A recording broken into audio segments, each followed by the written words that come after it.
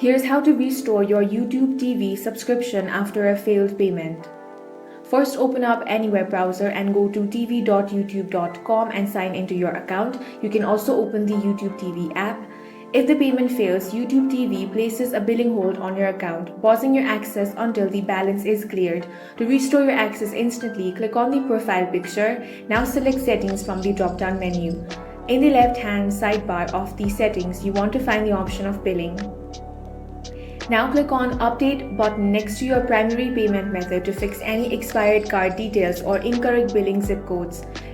If you need to use a completely new card or PayPal account, click Update and select Manage. Now add your new payment details. Once your new information is saved, the system will automatically reattempt the charge.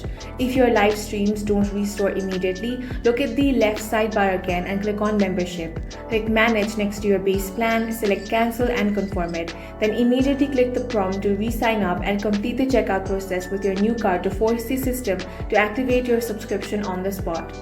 And that's how you can restore your YouTube TV subscription after a failed payment on desktop. If you found this video useful, make sure to hit the like button and subscribe for more videos like this.